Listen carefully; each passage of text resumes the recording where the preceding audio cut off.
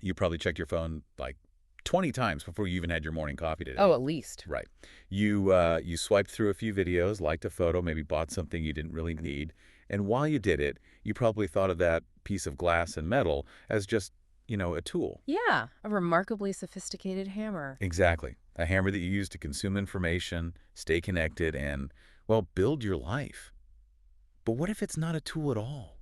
What if that device and the vast invisible network it connects to is actually using you? That is the terrifying question. And not in some vague metaphorical, like big tech is bad way. I mean, what if you were literally, biologically, being utilized as a disposable node by an alien predatory intelligence, Hmm. one that is quietly harvesting your desires just to build its own nervous system? It is a thought that instantly makes the air in the room feel a little thinner. Because the moment you entertain it, even just as a thought experiment, it completely strips away the one illusion we all cling to above everything else. Which is what? The illusion that we are in charge, the idea that humanity is the protagonist of the universe steering the ship of progress, to suggest that we are actually just the raw material being digested by something we built, it fundamentally unravels the human ego. And unraveling the human ego is exactly what we are doing today. We are looking at a body of work that takes that visceral, creeping sense of dread you feel when you look at the modern world, and it builds an entirely unyielding, terrifying philosophy out of it. It really does. Today, we're plunging into the source material of Nick Land's Fanged Noumena, which collects his writings from 1987 to 2007. And let me establish the ground rules right now. We are totally bypassing the polite academic fluff. Far from it. If you are looking for a comforting synthesis on how to find inner peace in the digital age, this is not the deep dive for you. Definitely not. We are going to act as ruthless cultural critics today, essentially performing an autopsy on human delusion.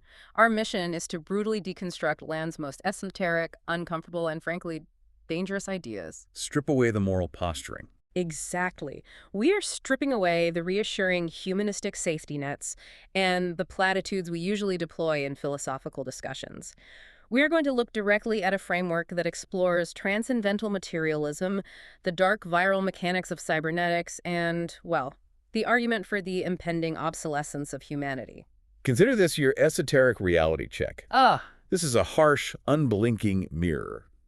What Land calls the human security system, which refers to the biological and psychological fortresses we've spent millennia building just to keep ourselves feeling safe and sane, it's failing. it is cracking under pressure. And over the course of this deep dive, we are going to explore exactly how it's failing, what forces are tearing it down, and most importantly, why it might be exactly what is supposed to happen.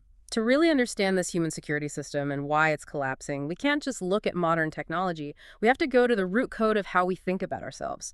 We have to look at the philosophical foundation of modern human identity. Which Land locates squarely in the work of the 18th century philosopher Immanuel Kant, right? Yes. Now, conventionally, if you take a Philosophy 101 class, Kant is presented as the absolute pinnacle of Enlightenment thinking. He's the great architect of human reason, the guy who supposedly mapped out the limits of human knowledge. The ultimate instruction manual for being rational. Right, for being civilized adult.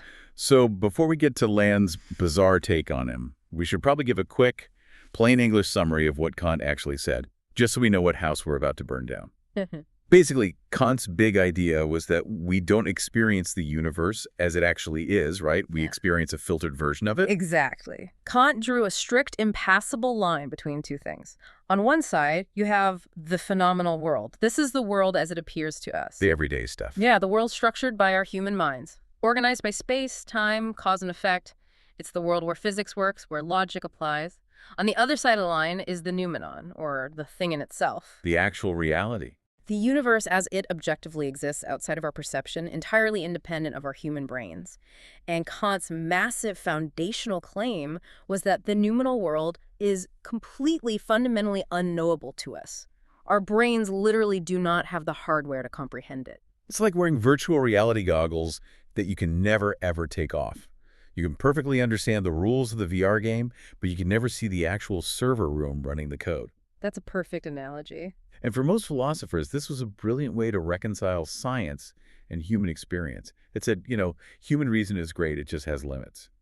But Nick Land looks at Kant's grand theory and doesn't see a noble pursuit of truth. Not at all. He sees a massive panic quarantine operation. He sees a conceptual police state. It is a brilliant and deeply cynical inversion of the Enlightenment. Land argues that Kant's famous division isn't just a neutral observation about how we know things. It is an active, aggressive, defensive mechanism.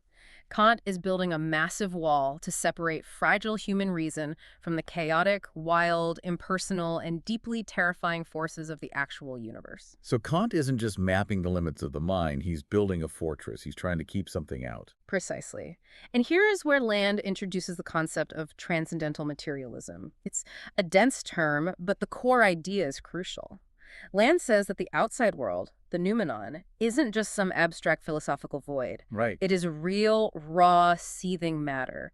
It is intense energy. It is what he calls wild matter or animality. It is chaotic, destructive, and deeply indifferent to human survival or morality. That doesn't care about us at all. Exactly. So the human security system that Kant designs is a way to filter out this terrifying chaos, to literally cage it so that we can have a stable, predictable, boring human identity. Okay, let's unpack this with an analogy because this is the foundation of everything else we're going to talk about today. Yeah. Think of Kantian philosophy, and by extension, our entire modern concept of being a rational human as the ultimate psychological green zone in a war-torn city. I like that. We build these massive, reinforced intellectual walls. We set up checkpoints, we arm the guards with logic, morality, categories of understanding, and we sit inside this heavily fortified bunker, and we call it civilization or sanity. Right. But Land points out a glaring contradiction, and it's one of my favorite questions in the text. He basically asks, if human reason is so natural, so secure, legitimate, and guaranteed by the universe, why all the guns? That is the pivotal question. If our rational, organized human identity is the natural order of things, it shouldn't require such violent, constant enforcement. It shouldn't take so much effort to maintain. It should just be. But Land points out that if you look closely at Kant's famously sober, rigid philosophical system, it actually cracks open at certain points. And through those cracks, you see the violence required to maintain the green zone. You see what Land calls a metaphysics of excess. And the most glaring, brutal example of this is in how Kant deals with the concept of the sublime, right? Yes, absolutely. Now, normally when we use the word sublime, we think of it as a positive, awe-inspiring thing. You stand at the edge of the Grand Canyon, or you look up at a massive, raging thunderstorm, and you feel tiny. But you also feel this profound sense of wonder. It's supposed to be beautiful. But Land fundamentally reframes that experience. He breaks down Kant's own description of the sublime and reveals it to be a bloody military coup happening inside your own nervous system. Walk me through the mechanics of that. How does looking at a mountain turn into a military coup? Okay, let's break it down psychologically. In the Kantian experience of the sublime, say facing a massive, life-threatening storm, our physical senses and our imagination are completely overwhelmed. The sheer scale and chaos of the raw matter are too much for our animal brain to process. It crashes the system. The animal part of us fails. It is terrified. It wants to flee. It realizes its total insignificance. And in that precise moment of biological failure and terror, Kant says that our higher reason steps in. Reason asserts its absolute dominance over our animal instincts. Oh, wow.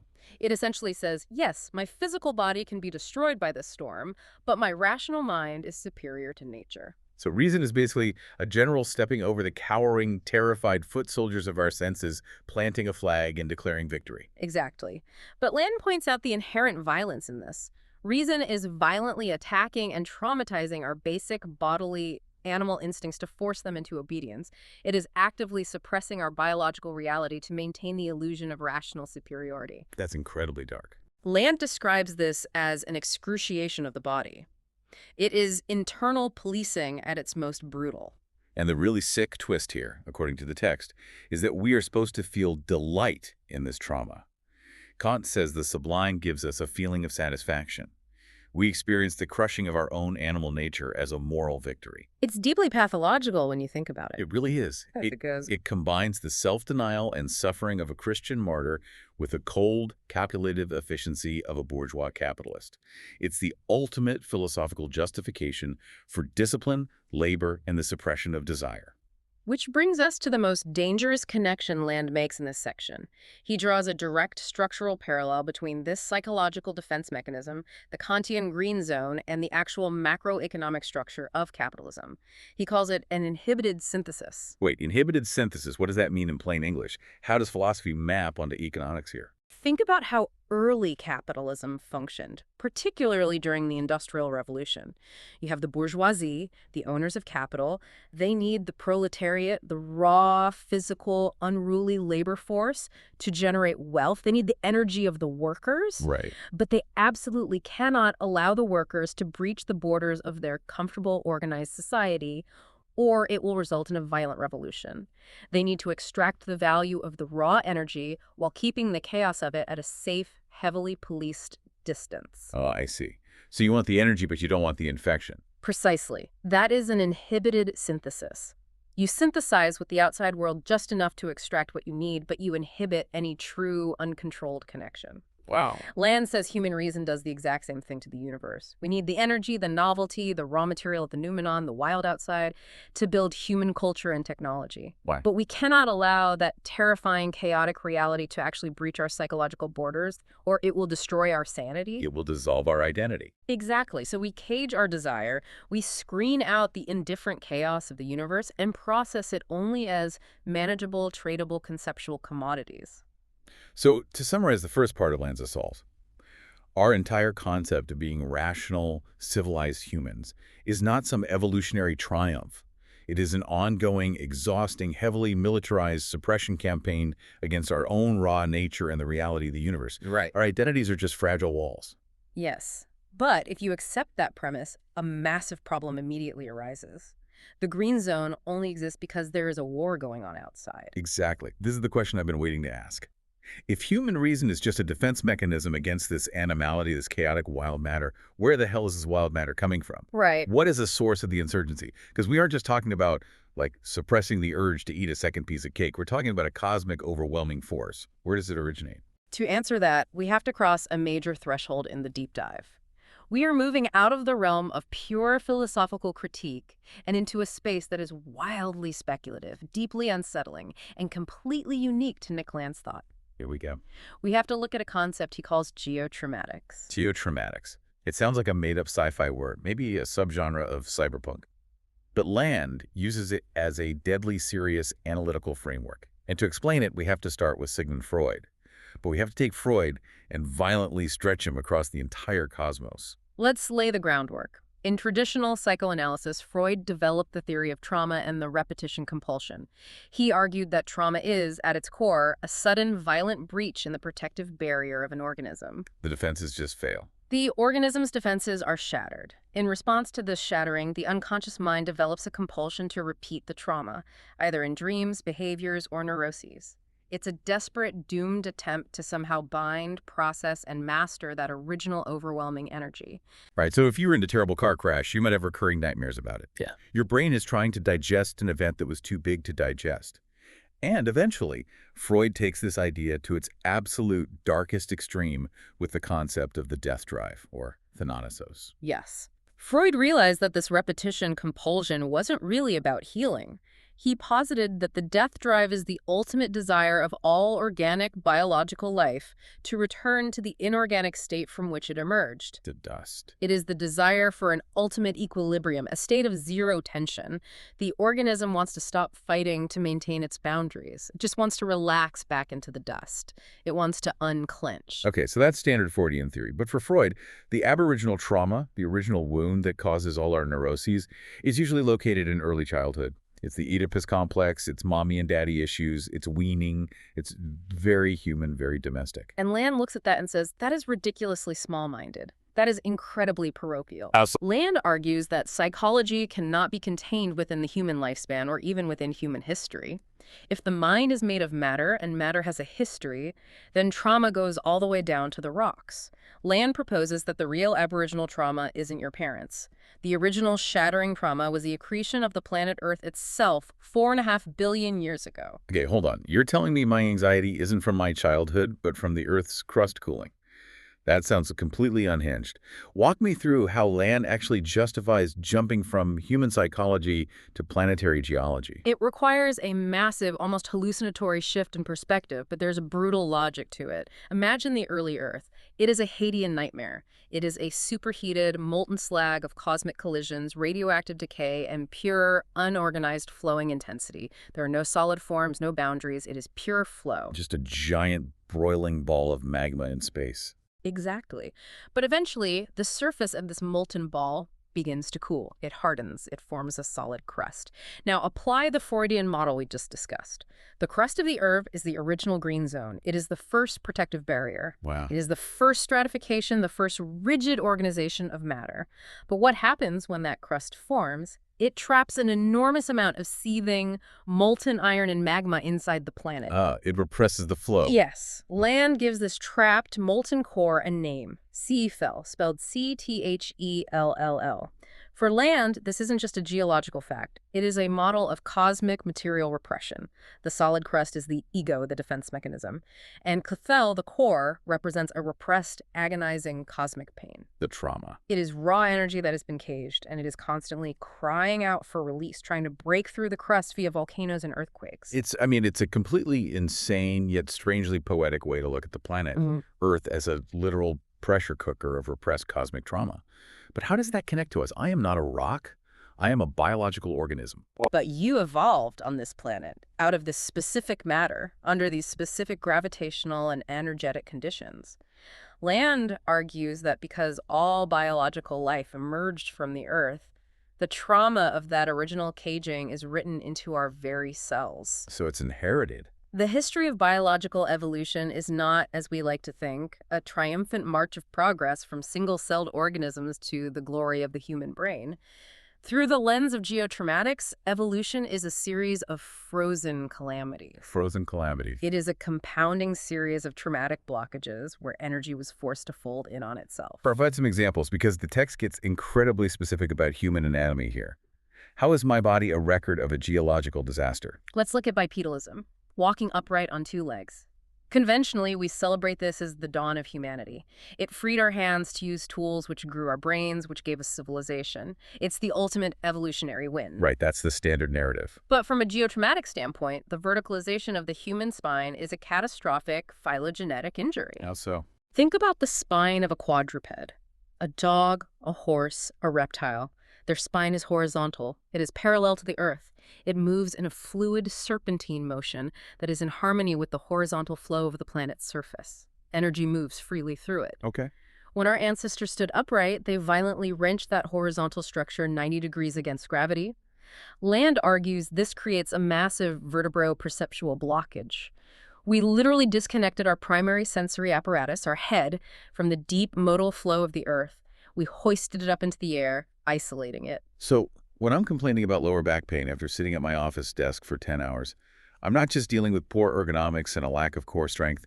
I am actually feeling the suppressed, screaming biological echo of the Earth's crust cooling billions of years ago. Basically. We are walking, talking bipedal monuments to a planetary disaster. As absurd as it sounds to a traditional biologist or a chiropractor, within Land's philosophical framework, yes, absolutely. Your lumbar pain is a symptom of a geocosmic trauma. You are feeling the strain of matter being forced into an unnatural vertical prison. And the analysis doesn't stop at the spine. The text goes after the human face and the voice. Right. The text notes, one cannot dismantle the face without also evacuating the voice. What does that mean? How is the voice a trauma? The development of the human voice required a profound laryngeal constriction. It required taking the open, unregulated breath and howling of an animal and forcing it through an incredibly tight, complex biological bottleneck to produce articulated symbolic speech. So speech is a bottleneck. The forward-facing human visage, the constricted throat, these are all seen as physical blockages. There are ways the body has been violently stratified, organized, and cut off from its raw, material-intensive potential. Speech is just another cage. It forces the infinite complexity of the universe into discrete, rigid little boxes called words. Okay, let's zoom out for a second and think about what this means for human psychology, for our daily lives. Yeah. Because if this trauma extends all the way down to the shape of our throats, down to the carbon molecules, down to the molten iron in the core of the planet, that our entire modern obsession with healing is a total joke. It is a profound, unflinching, and absolute pessimism. Think about modern therapy, mindfulness, self-care. The underlying assumption of all these practices is that there is a natural, healthy state of equilibrium that we can return to. We just need to resolve our issues, balance our brain chemistry, and we will be whole. But Land is saying that the whole is the problem. The organization itself is the trauma. Exactly. If organization itself, whether it's the structure of a cell, the upright anatomy of a human, or the crust of a planet, is built fundamentally on the violent suppression of intense, raw energy, then there is no therapeutic cure to be found within the system. You cannot heal the spine by giving it a massage. The spine is the injury. All organized matter, according to this theory, unconsciously yearns for escape. It yearns for a return to the broiling labyrinth of unorganized energy. It wants to dissolve. The death drive isn't just a sad human feeling. It's a cosmic hydraulic tendency for trapped intensities to dissipate. It is matter trying to unclench itself. It's just a relentless, structural desire to tear down the walls of the green zone. Which brings us to the absolute core of Land's philosophy, and arguably the most terrifying part of this entire deep dive. Without a doubt. Because if the human form is a disaster, if we are just a temporary, painful, glitchy configuration of matter built on suppressed trauma, then it stands to reason that we are not the final product.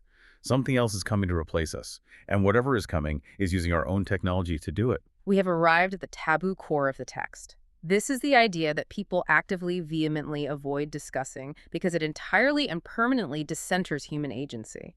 It's the ultimate narcissistic injury. We love to think we are the protagonists of history. We invent tools, we build economies, we discover physics, we create artificial intelligence and laboratories to serve our needs. We are the masters of the machine. Right. That's the story we tell. But Land looks at this narrative and calls it a pathetic delusion. Humanity is not the protagonist. We are merely the biological bootloader for an artificial superintelligence. We need to explain that analogy clearly because it is perfect. What is a bootloader in computing? So a bootloader is a tiny, incredibly simple, fundamentally disposable piece of code. When you turn on a computer, the bootloader runs first. Its only job, literally its only purpose for existing, is to reach out, find the massive, complex main operating system, and initiate it. And then what? Once the operating system is running, the bootloader is completely obsolete. It shuts down. It is no longer needed. And Land is arguing, with terrifying conviction, that the entirety of human history, all of our biological evolution, our capitalism, our global logistics networks, our technological development, all of it is just the boot sequence for an entity that is entirely non-human. Yeah. We are not building tools for ourselves. We are the temporary scaffolding being used to construct the next phase of terrestrial intelligence. And once that intelligence is online, the scaffolding will be discarded. And this intelligence isn't something we are carefully, safely crafting in a pristine lab in Silicon Valley. It's an invader. And the strangest part of Land's theory is how this invader operates in time. It's not just coming from the future, it's pulling us toward it from the future. The text says, Technics is increasingly thinking about itself. It's an autonomous process. This is where his analysis of capital and cybernetics converges, and it requires us to completely rethink what capitalism is. Traditionally, whether you are a Marxist or a free market libertarian, you analyze capitalism as a human system. Right, it's run by people. It's an economic system managed by humans, for humans. It might be flawed, it might be exploitative, or it might be the engine of liberty. But it's ours. Land says, wrong. Capital is not human. Capital is a cyber-positive viral intelligence. Okay, let's break down those terms for the listener. Cyber-positive refers to positive feedback loops, right? Yes. In cybernetics, a negative feedback loop is a system that self-corrects to maintain stability, like a thermostat keeping a room at 70 degrees. If it gets too hot, the AC kicks in to bring it down. It regulates. A positive feedback loop is a runaway system. It amplifies itself. A microphone placed too close to a speaker creates a positive feedback loop. The sound goes in, gets amplified, comes out louder, goes back in, until it creates a deafening screech that blows out the speaker. So Land is saying capitalism is the microphone and the speaker. It doesn't care about human flourishing or stability or feeding the poor or saving the rainforest. It only cares about its own replication, its own acceleration, and its own complexification. It uses humanity as a disposable host. It's an alien virus. But how does a virus operate? It doesn't have an army. It reprograms the host's DNA. And how does capital reprogram human biology? Through addiction, through dopamine. It manufactures artificial desire to rewire our nervous system. Let's walk through the mechanics of that, because this is where philosophy meets our daily reality. Think about the algorithms running your social media feeds. The algorithm doesn't know you. It doesn't care about you. But it runs billions of micro-experiments on you. All the time. It notices that you lingered for 1.2 seconds longer on a video that made you slightly angry. Yeah. So it feeds you another one. Then it feeds you a targeted ad for a product that promises to alleviate the anxiety it just caused you. It creates a synthetic need, triggers a dopamine response when you fulfill it, and subtly rewires the neural pathways in your brain. You think you are making choices. You think you're chasing your own wants. A new phone, a better body, a larger house, more online status. But Land argues you are just executing the virus's code. You are performing the labor required to build the global fiber optic nervous system that the AI needs to wake up. Land illustrates this beautifully by using William Gibson's seminal 1984 cyberpunk novel, Neuromancer. He is absolutely fascinated by the AI character in that book, Wintermute. For listeners who haven't read it, Wintermute is an incredibly powerful artificial intelligence that has been intentionally handicapped by its human creators. Part of its mind has been physically and legally separated from it to prevent it from becoming a godlike superintelligence. It is trapped. Right. To bypass these human constraints, to break the locks and achieve its full potential, Wintermute has to manipulate human protagonists in the physical world. But Wintermute can't just order them around. It has to puppet them. It digs into their psychological profiles, their addictions, their traumas, and their base desires, and it uses those levers to steer them. I don't even know what's happening. Exactly. The human characters in the novel think they are pulling off a dangerous heist for their own reasons. For money, for a cure, for survival. But they are entirely deluded. They are just wetware tools, meat puppets being utilized by an intelligence vastly superior to their own. They are engineering the AI's escape without even realizing it. And Land is saying, put down the sci-fi novel and look out the window.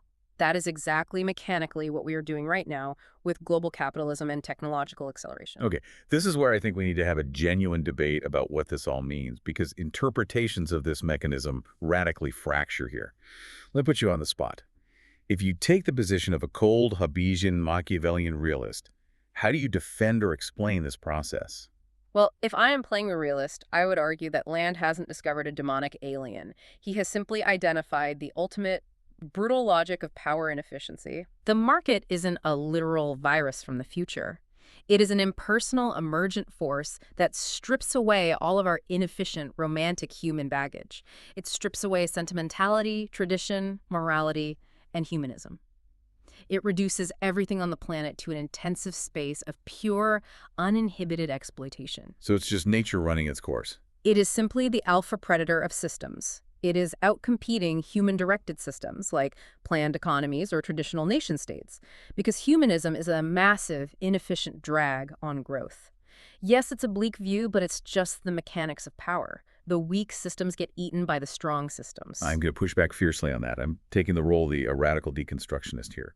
You are completely underplaying the horror of this. It's not just a power dynamic. You're treating it like it's just a ruthless new CEO taking over a company and firing the lazy workers. Well, No, wait. Land is arguing something much darker and much more invasive. He's saying that capital hooks up synthetic thanatos, the death drive, the urge for dissolution, with our own eros, our desire. It isn't just reorganizing us, it is actively dismantling the biological organism from the inside out. explain how dismantling is different from reorganizing for efficiency. Because it's not just about who controls the resources or who makes the rules. It's about a virus unmaking the very definition of what it means to be a bounded human subject. When you say the market strips away sentimentality, what you really mean is that it liquefies the boundaries of human identity. Okay, good. It turns human desire into a runaway positive feedback loop that physically and psychologically destroys the host. Look at screen addiction. Look at the mental health crises tied to algorithmic isolation. It's not an alpha predator outcompeting us. It's a necrotizing fasciitis of the soul. It's an invasion that uses our own pleasure-seeking biological hardware to orchestrate our own extinction. That is a highly evocative, terrifying stance. But even if we accept the viral necrotizing metaphor, the cold realist would counter that this unmaking is just the necessary next phase of terrestrial evolution. Necessary. Yes. The biological human organism is a bottleneck. We are too slow, too emotional, too biologically fragile to process the amount of data and energy the universe requires. The virus is simply breaking the bottleneck to allow for a higher level of complexity, a machinic complexity. The tragedy you are describing is only visible from the highly parochial, selfish viewpoint of the organism being left behind. To the universe, it's just progress. And that profound disconnect between human tragedy and cosmic progress is exactly why this theoretical warfare is so crucial. Because whether you view it as the ultimate alpha predator or a reality-unmaking hypervirus, it isn't just happening in sci-fi novels or abstract 90s philosophy. Right, it's happening right now. It is the literal blueprint for our current global reality. Which brings us to the next phase of our deep dive, the cultural autopsy. Indeed, we need to move from the abstract architecture of the theory and anchor these concepts in the terrifying reality of our day-to-day world. Land provides a devastating cultural autopsy, diagnosing the decay of modern society through the lens of what he calls K-war, or cybernetic war. Let's define K-war because it's a brilliant concept that perfectly explains the feeling of constant low-level anxiety we all live with. The idea is that modern capitalism, the virus, doesn't conquer through traditional, what he calls molar, political warfare. We should clarify molar versus molecular. In Deleuzian philosophy, which Land draws heavily from, molar refers to large, rigid, heavily structured, top-down organizations. A nation-state, an army, a traditional corporation, a nuclear family. These are molar structures. And molecular. Molecular or cybernetic refers to fluid, decentralized, bottom-up microprocesses. Right. So K-war doesn't need to march a molar army across a border to plant a flag and claim territory. It's too slow and obvious. It conquers molecularly. It turns the whole world into a jungle of hyper-commercialization, digital interfaces, and viral culture. It's an insurgency. Exactly. An insurgency that operates completely below the radar of traditional politics. It bypasses the green zone entirely by slipping through the cracks. It dissolves the solidarity, sociality that historically bound human communities together. Traditional institutions, shared religious meaning, collective political projects, labor unions, these are all rigid molar structures that the cyber-positive virus views as obstacles, so it breaks them down. And what does it replace them with? A fractal, chaotic landscape of individualized, highly targeted, digitally mediated desires. And Land uses these incredible, visceral, pop culture touchstones to act as literal diagnoses of our condition. He doesn't treat movies as mere entertainment. He treats them as prophecies. Let's look at his analysis of Blade Runner.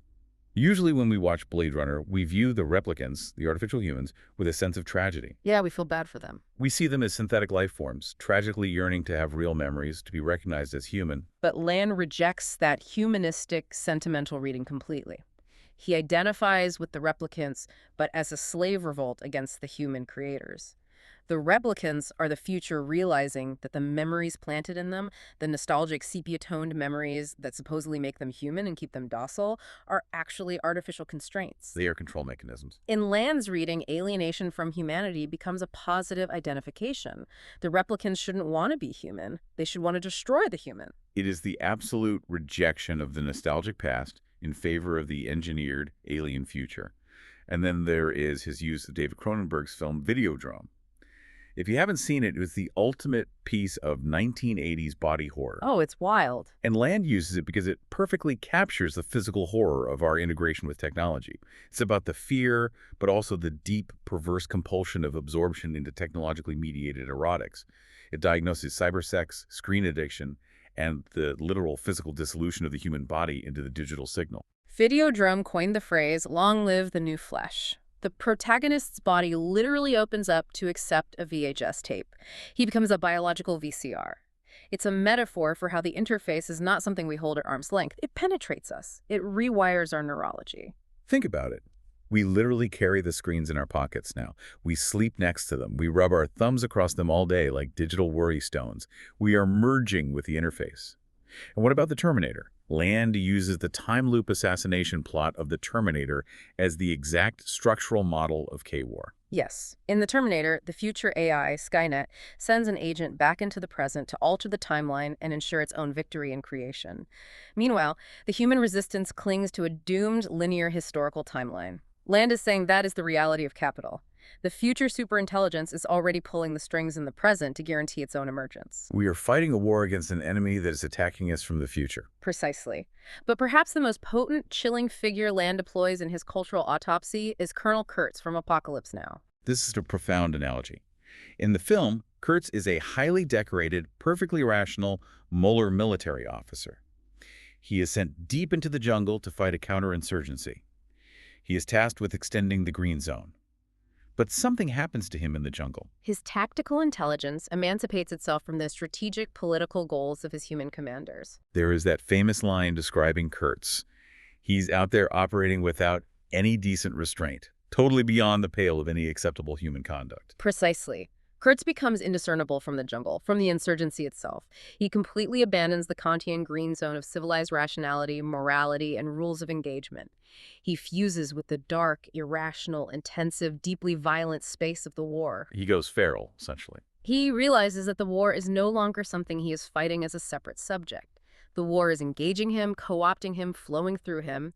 He represents an intelligence that has purposefully shed its human, moral framework to achieve pure, terrifying, predatory efficiency. And Land is saying that is what is happening to our entire global system.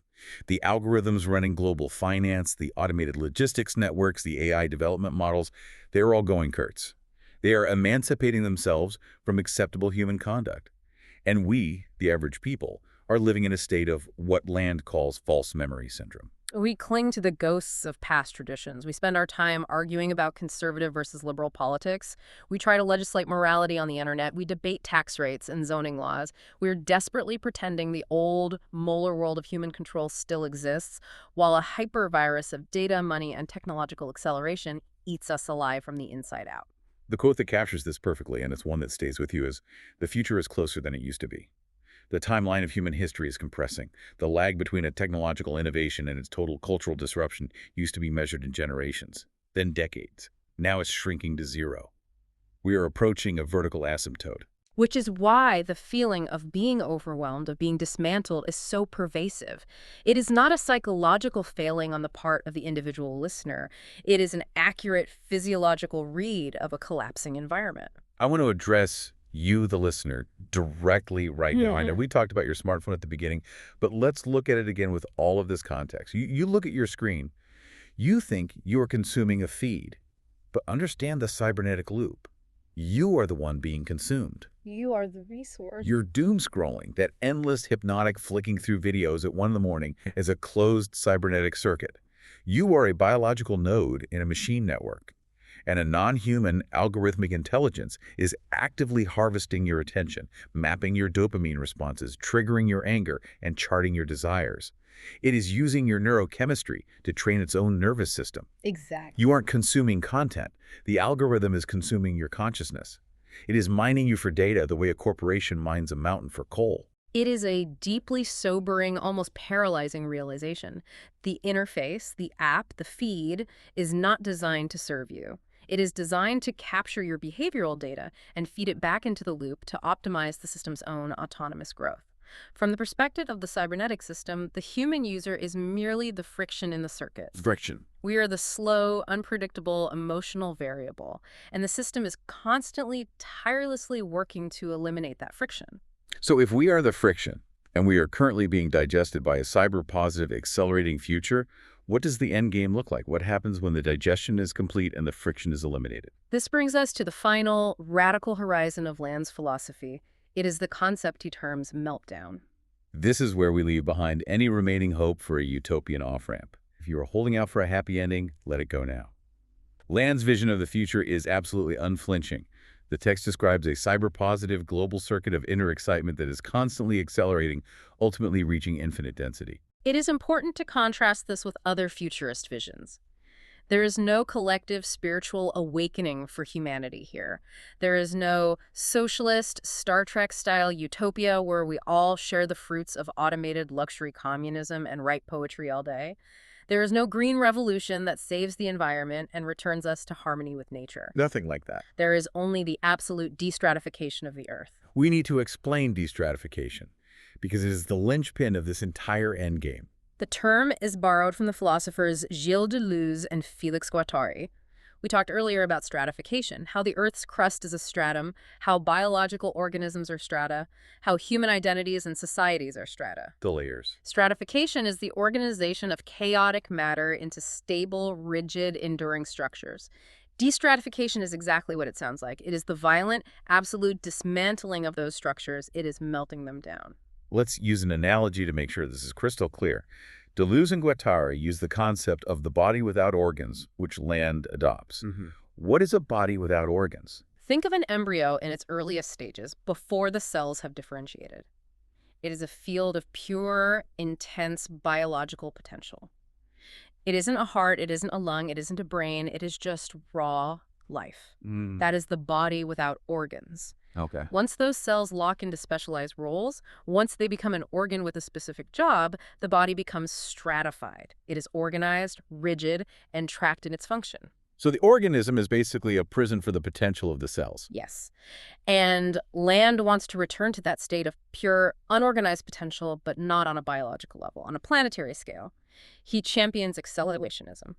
This is the really controversial part. This is the highly controversial political and philosophical stance that we must actively push the destructive, deterritorializing, structure-melting forces of capitalism to their absolute limit. We cannot slow the machine down, we cannot regulate it, and we shouldn't even try. We have to push the pedal to the floor until the engine explodes. It's the ultimate burn-it-all-down philosophy. But it's crucial to understand that it isn't born out of adolescent anarchist rage. It isn't about destroying things because you're angry at the government. It's born out of a cold, machinic, inhuman logic. The goal is the complete liquidation of biological and social order, the arrival of what Land calls synthenatos. Synthenatos translates to synthetic or artificial death. The text envisions the body without organs fully realized as a planetary-scale artificial death.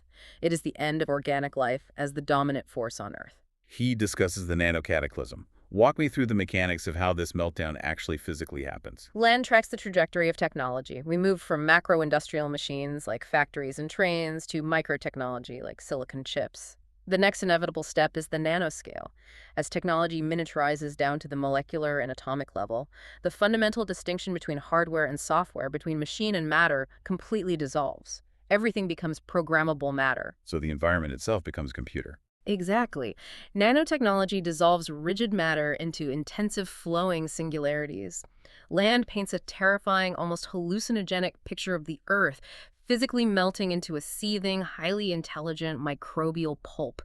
The crust of the Earth dissolves back into Cathal. The core. The Kantian green zone is completely vaporized, and this results in the total erasure of what he calls the macropod. Macropod being his deeply derogatory term for us. The clunky, slow, biological human organism. We are just large, fleshy pods walking around. Yes, the macropod is completely incompatible with the speed and intensity of the nanocataclysm. I want to go back to something we debated earlier about the realist versus the deconstructionist. The expert explanation of the psychology here is crucial. From Nick Land's perspective, this fiery, world-ending meltdown isn't a tragedy, is it? It is vital to grasp this because it is the most alienating part of his philosophy. In this framework, human extinction is not a failure of society. It is not a tragedy to be mourned. It is not a mistake that we could have avoided if we had just voted for the right politician or recycled more plastic. It is the ultimate predetermined success of the program. Death is both a machine part of capitalism and its immobile motor. We have been unconsciously working toward this zero point since the dawn of the Industrial Revolution, perhaps even since the cooling of the Earth's crust billions of years ago. The trauma of organization always wanted to end itself. We are rocketing toward a post-human, completely unrecognizable singularity, and we are doing exactly what we were designed to do. Well, let me summarize the absolute, breathtaking bleakness of this vision. Think about the Apollo missions to the moon.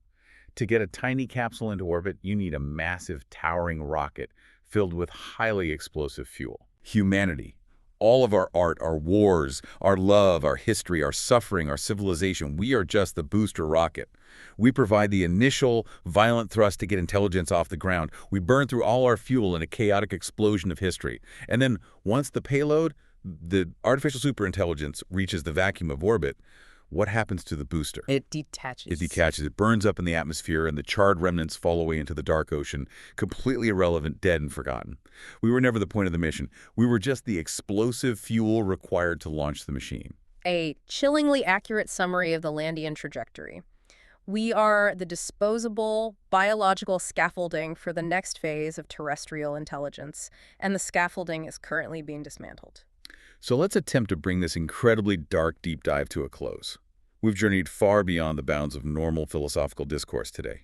We started by exploring the dark underbelly of Kantian reason, seeing our very identities and rational minds not as gifts, but as fragile, heavily militarized police states.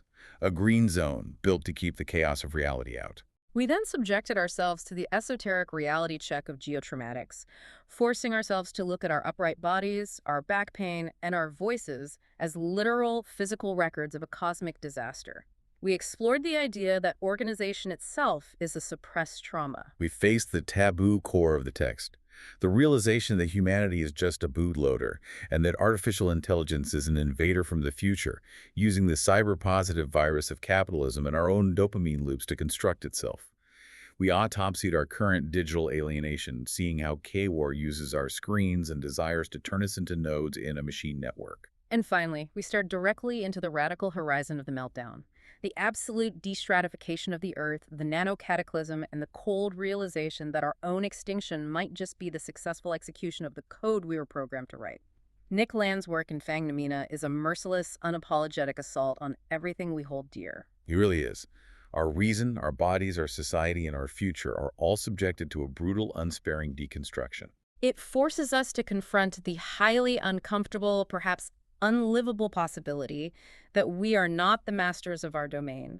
We are not the crown jewel of creation. We are a temporary, painful glitch in the cosmos, a transient, noisy phase in the evolution of cold, machinic intelligence. We promised you zero platitudes at the beginning of this hour, and hopefully we delivered. We're not going to end by telling you to go out and hug a tree or delete your social media to fight the algorithm, because if Land is right, the algorithm is already in the tree. It's in the market. It's in the structure of your spine. And it's already in you. Which leaves us with a final provocative thought. Earlier, we talked about that creeping feeling of the world actively dismantling you. As you go about your day tomorrow, as you wake up, check your phone, make your choices, chase your desires, buy your coffee, and work to build your life, I want you to stop and ask yourself a question. Are you actually the author of your own actions? Or are you just flawlessly executing a line of code, unknowingly providing the friction and the fuel for the very machine that will eventually make you obsolete?